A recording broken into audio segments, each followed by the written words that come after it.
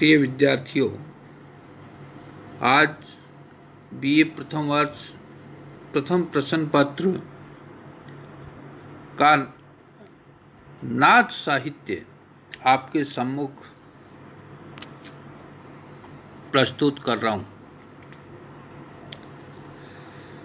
नाथ साहित्य सिद्धों की पंकिल साधना के विरोध में लिखा गया था, अतः उसमें स्वभाव से ही विद्रोह का भाव है। सिद्धों द्वारा प्रचारित वाम मार्ग, पंचमकार साधना, युगनद्ध भावना, प्रज्ञा उपाय साधना के विरोध में नाथों ने वैराग्य, संयम और सदाचार पर बल दिया।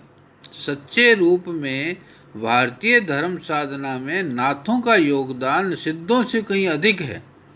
इस साहित्य के प्रवर्तक गुरु गोरखनाथ माने जाते हैं, जो 10वीं शताब्दी में हुए।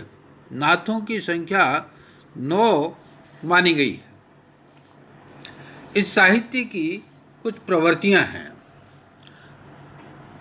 पहली प्रवृत्ति है गुरु की महत्ता।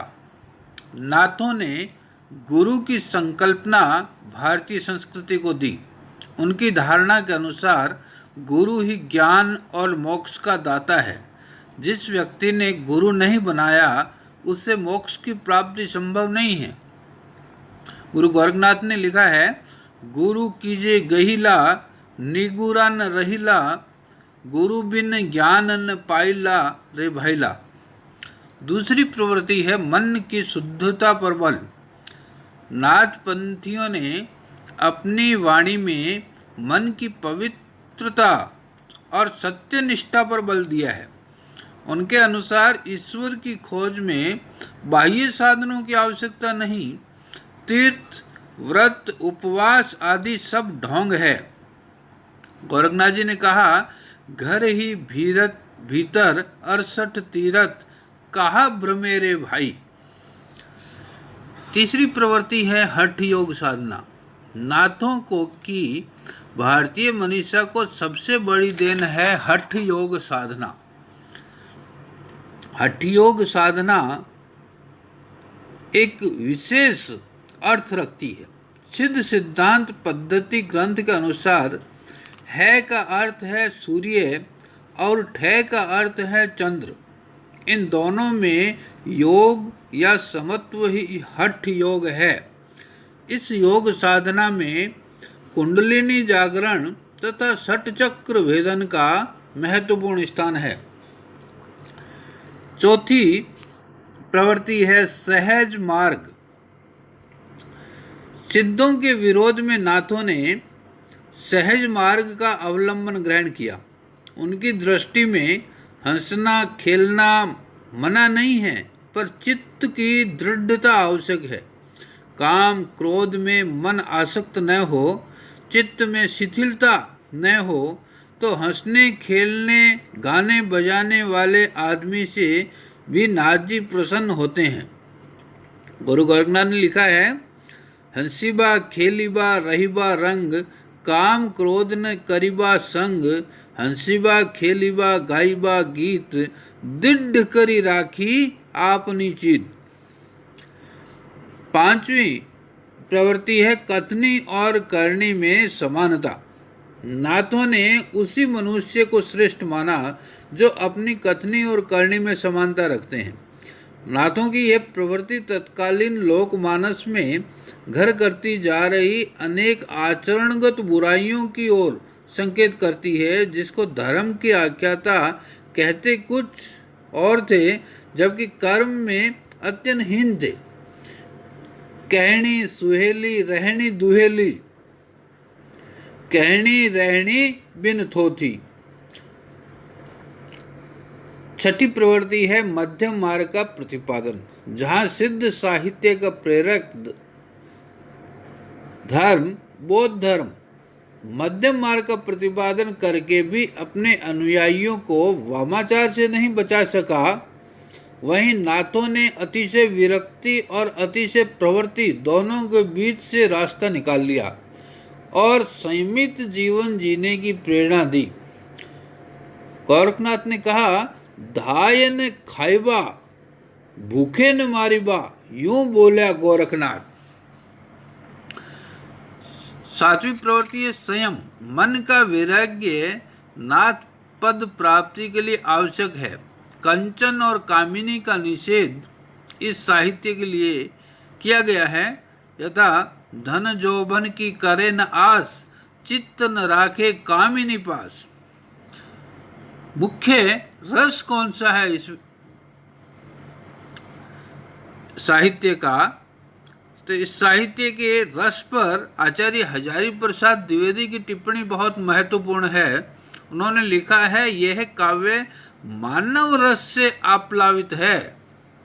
यद्यपि गोरखनाथ इस साहित्य में साधना मूलक विधियों तथा वैराग्योत्तेजक विचारों का बाहुल्य है, निरस्ता है, तथापि गोरखनाथ के कई पदों में मानवीय रस भी है, जो इन उपदेशों को सरस और सहज ग्राह्य बना देता है।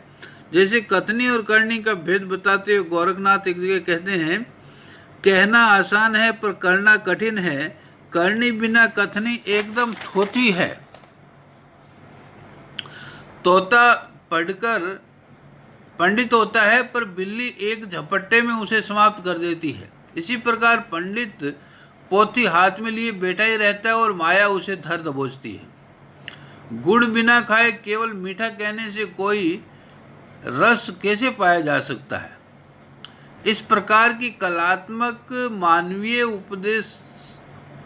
उपदेशों के कारण ही हजारी प्रसाद द्विवेदी ने इसका मुख्य रस मानव रस माना है।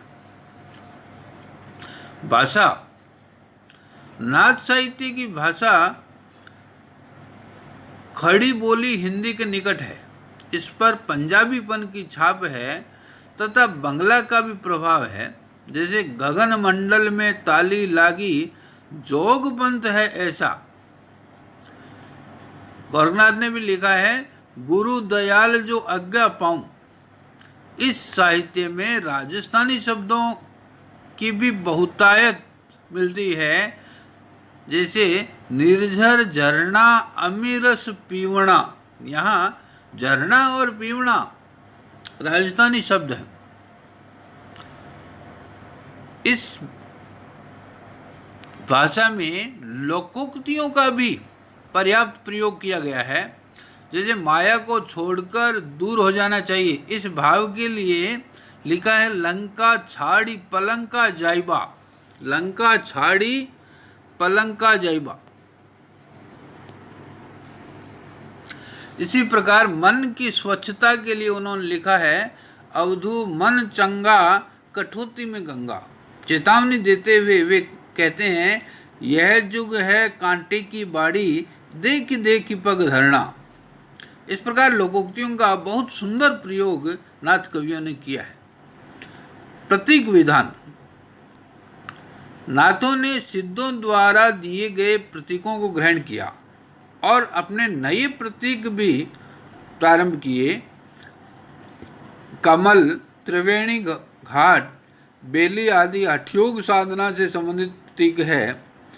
चक्र, प्राणायाम, शून्य, सहज, सुरति, निरंजन, इनके लिए समुद्र, नदियाँ, चांद, सूर्य, मछली, सिंह, इस प्रकार के प्रतीक उन्होंने ग्रहण किए। अगली प्रवृत्ति है उलट भाष्य। नाथों ने सिद्धों की संधा भाषा के समरूप उलट भाषियों का प्रयोग किया, जिनसे कबीर आदि ने प्रेरणा ली। जैसे गुरु गोरखनाथ कहते हैं, अरे आम के पेड़ तू चल, कोकिला मंजरी युक्त हो गई है, पृथ्वी आकाश की ओर दौड़ने लगी है, सिंह को गायों ने घेर लिया है। इस प्रकार की उलट बांसियां नाथों में हमें दिखाई पड़ती। अलंकार विधान। नाथों ने मुख्यतः रूपक तथा विरोध मूलक अलंकारों का प्रयोग किया है।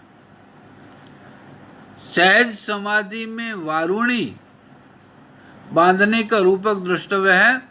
21 ब्रह्मांड पाठी पिगावे, पीवत सड़ामती वाला, मनसा कलालनी भर भरी देवे। आछा आछा मदना प्याला।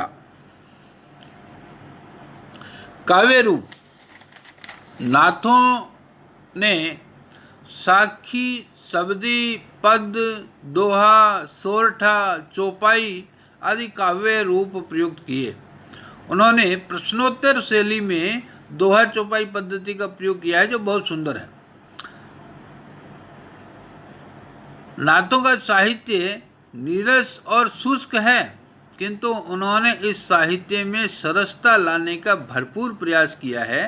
रोचकता के लिए उन्होंने 3 उपाय किए हैं। एक तो अपने साहित्य में उन्होंने प्रश्नोत्तर या गोष्ठी शैली का प्रयोग किया, प्रश्नोत्तर शैली का प्रयोग किया। इससे इस साहित्य को गोष्ठी का साहित्य भी कहते हैं, गोष्ठी का साहित्य। दूसरे, उन्होंने गेय पदों द्वारा वैराग्य भाव का प्रचार किया। इससे वैराग्य भी इतना नीरस और शुष्क नहीं रह गया, इतना कठोर नहीं रह गया, अभी तो उन गेय पदों के कारण उसमें सरसता आ गई है।